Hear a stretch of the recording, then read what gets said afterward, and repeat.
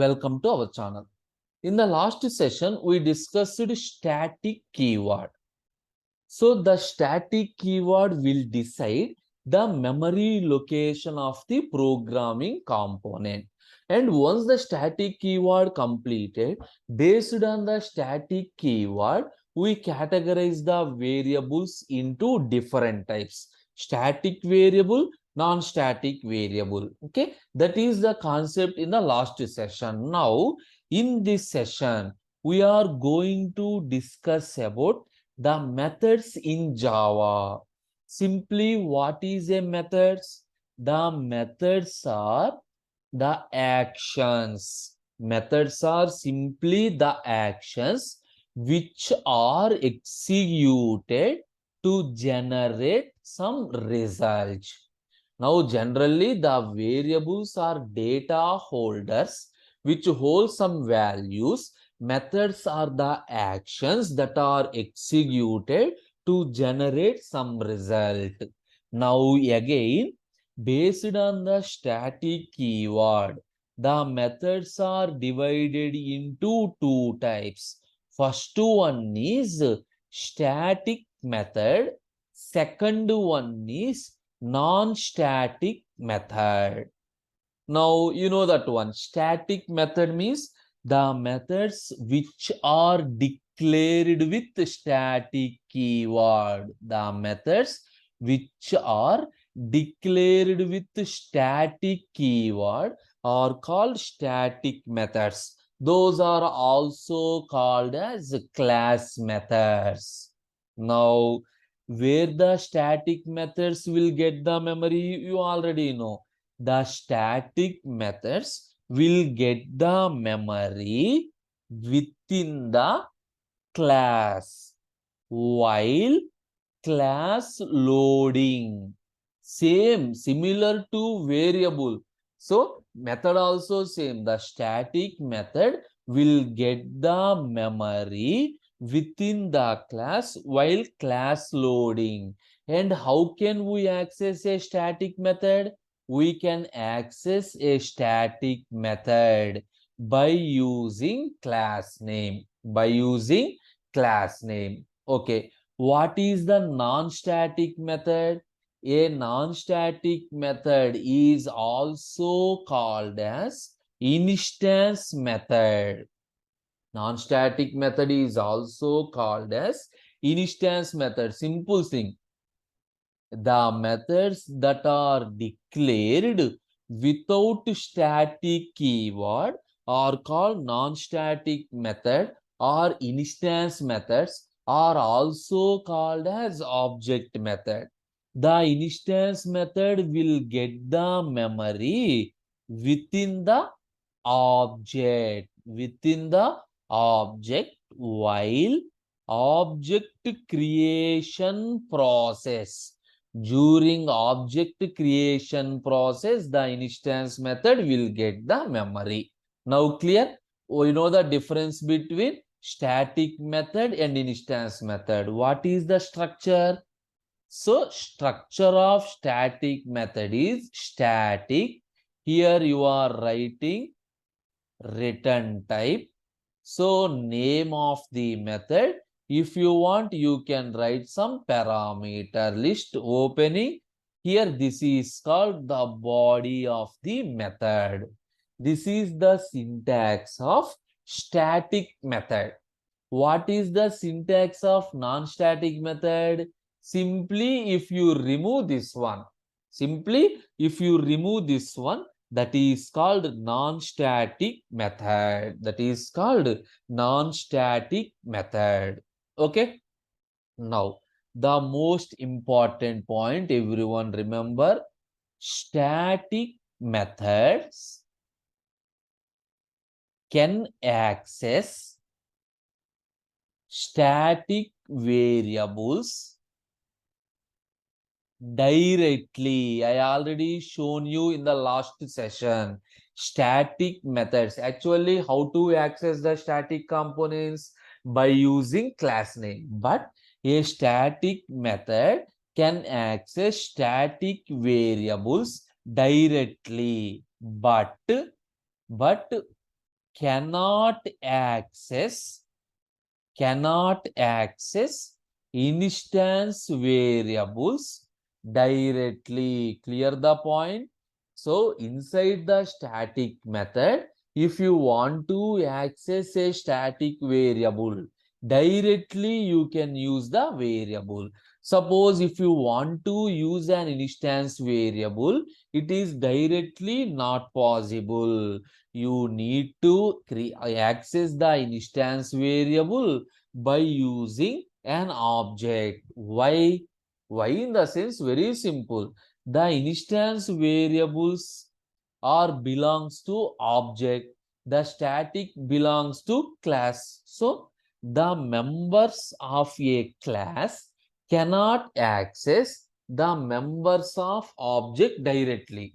So either static variable or static method, both are members of a class. So they can access directly. But the static method cannot access the instance. Why? This is the member of object. This is the member of class. Both are different belongs. So directly it is not possible to access. Okay. Now, first point. Next one, instance method. An instance method can access both static variables and non-static, suppose, and instance variables. Remember the point. Now, what is my conclusion? Within a static method, we can access static variable. But within an instance method, we can access both static variable and instance variable. Both static variable, instance variable. Now, I will explain all these concepts by considering one example program. Go to the program. Class demo methods. This is my class. Now, within this class, so follow step by step. First, to create one variable, suppose static int some a is equal to 5. So just now I created one static variable, int b is equal to some 10. This is one instance variable. Now, static void some m1. This is my method. What is my method? This is my static method. This is my static method. Within this method, remember, except main, static method, system dot out dot println a is equal to plus a. So remember, within static method, here I accessed the static variable directly.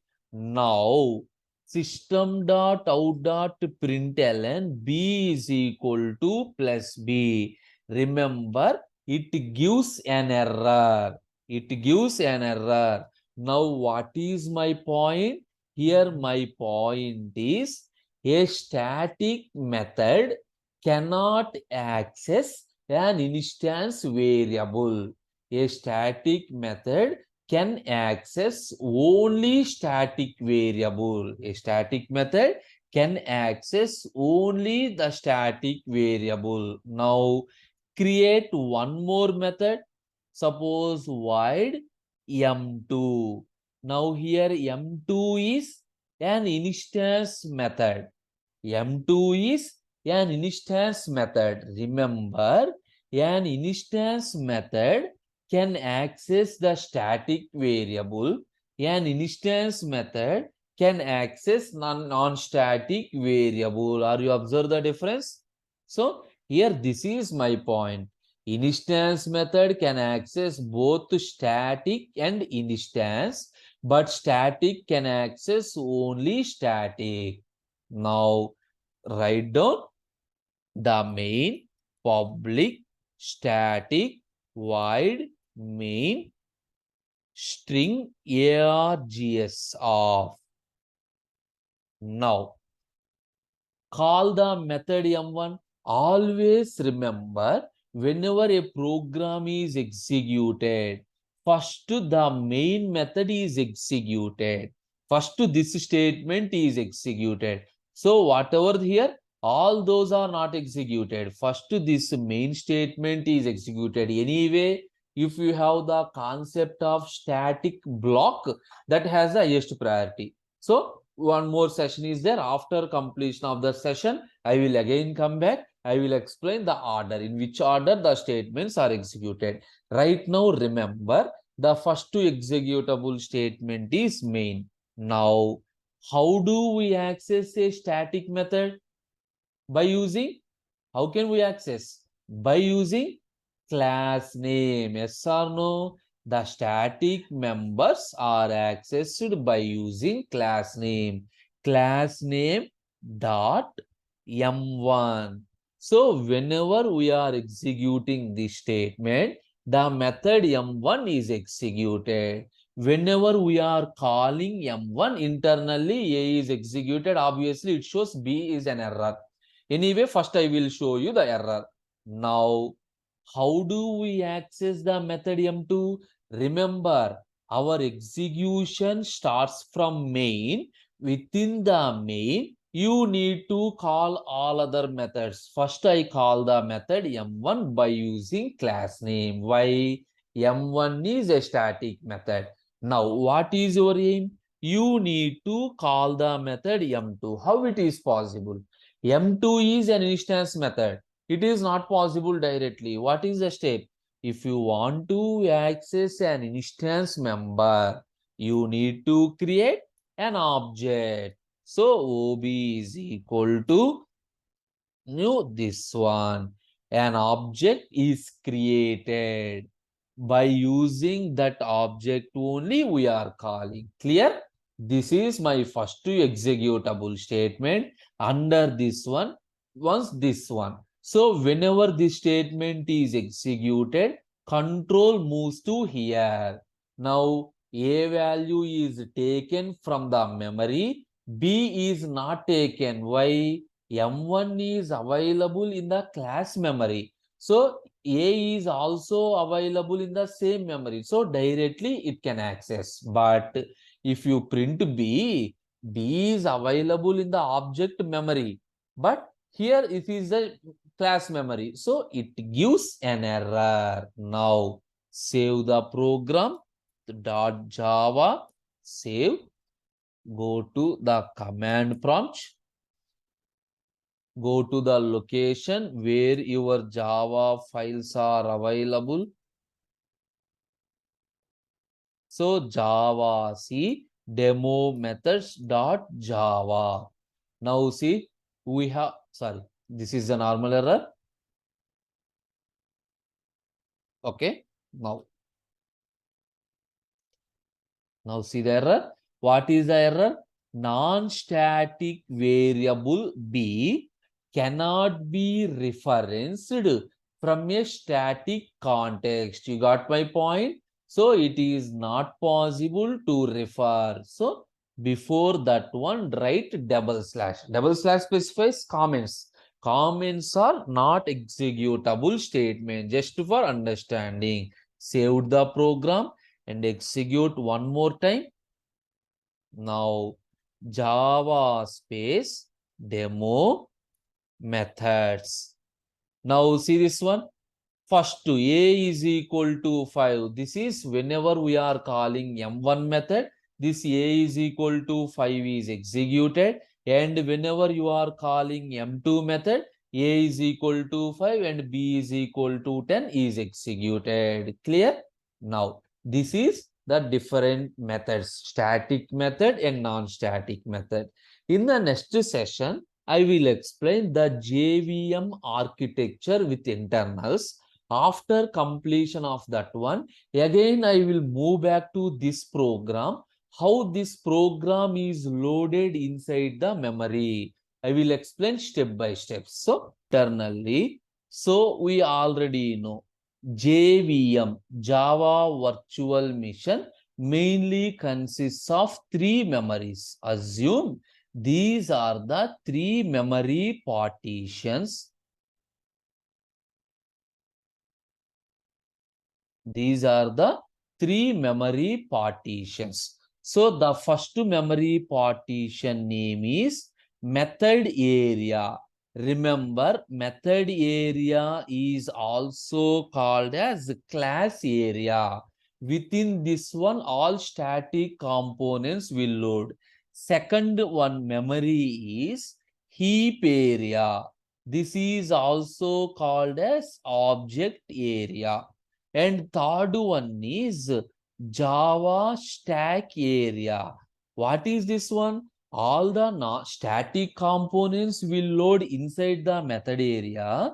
All the non-static will store inside the heap area just for storage.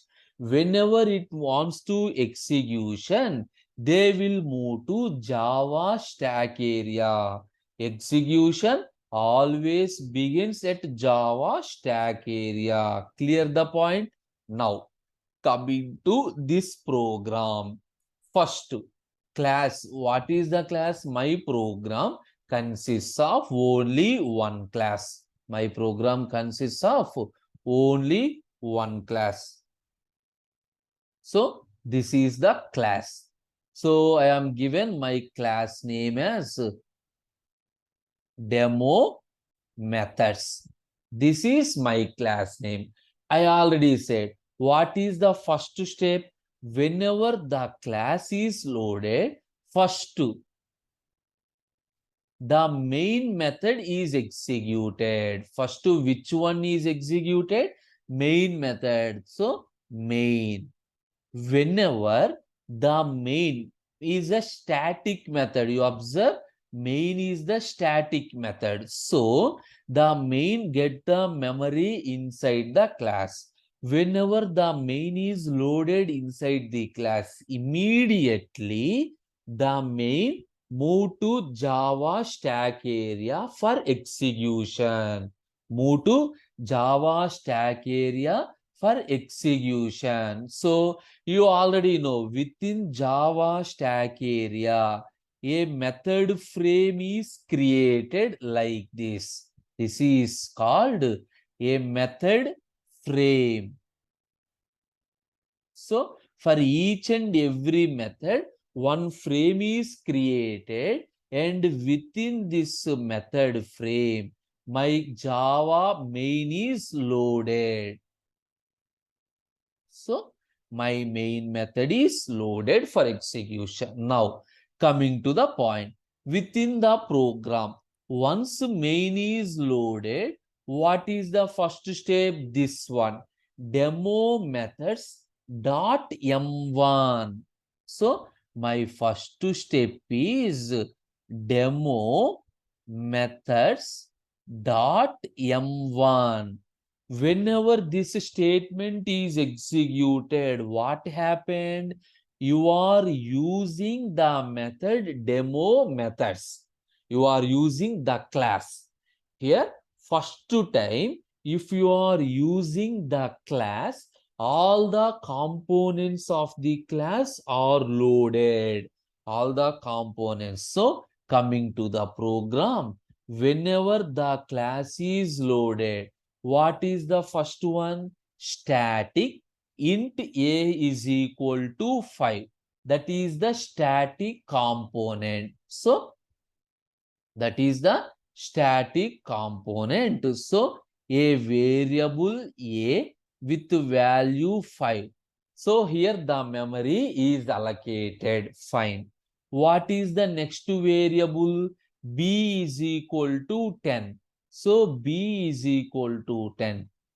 Cross mark means for B is equal to 10, the memory is not allocated.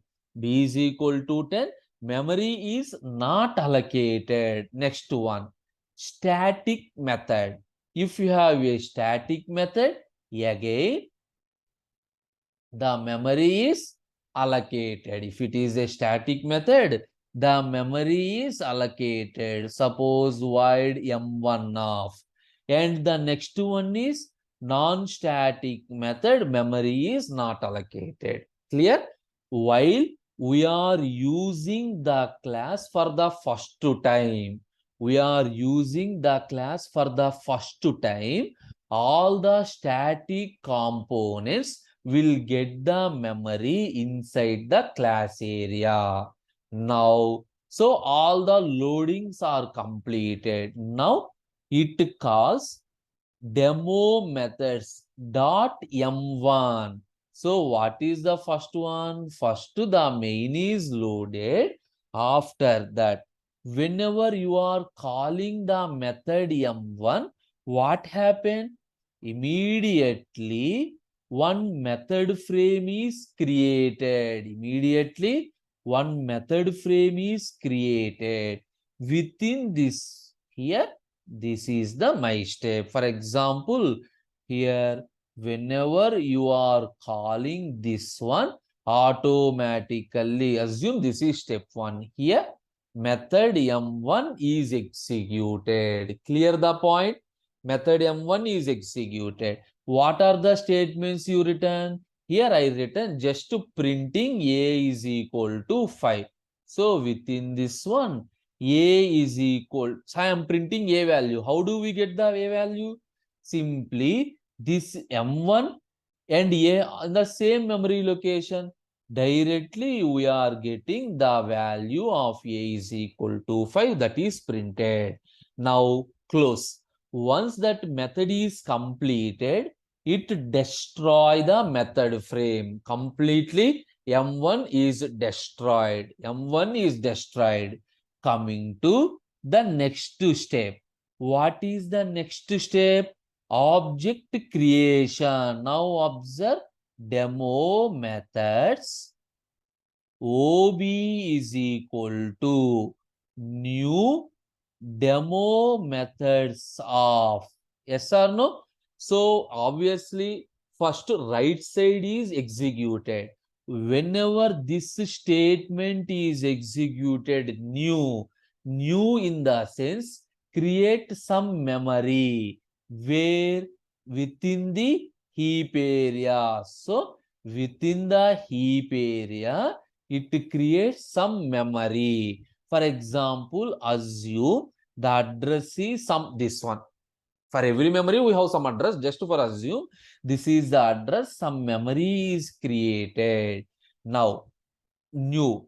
And whenever you are using this demo methods one, all the instance members will get the memory. Now, the value of B is assigned here. B is equal to 10. The memory is assigned. This is my second step. Next step is this one. So M2 method, you got my point? So whenever the memory is created, all the instance members will get the memory inside. Okay, after loading all the instance members, what is the next step? This address is assigned to OB. Now OB consists of the address 0x11. Why? For a class, you can create any number of objects. So each object has separate address. That is the reason I stored this address. This is the step. The step is completed means a new memory location is created. All the instance members loaded within that memory and that address is assigned to the object. What is the next step? That step is completed. Next, OB dot M2. OB dot M2. So, whenever you are calling this one, again what happened? Again, a method frame is created. Again, a method frame is created like this. A method frame is created like this. Copy to this one. This is my next step. Within this method, what is the first value? A. Already this A is loaded here. this static variable A is loaded here anyway. An object is created for a class. So object directly access the value A. Now B. Anyway, B is available in the same memory location. B is equal to 10. A is extracted from this location. B is extracted from this location. Once completed, destroy. Now, finally, what is the answer you are getting? First, A is equal to 5 is printed, and then A is equal to 5 and B is equal to 10 is printed. Now, observe same output or not. This is the execution flow that happened inside the JVM. Anyway, once I will completion of blocks concept, I will again extend this topic. Okay, that is the end of methods. Thank you.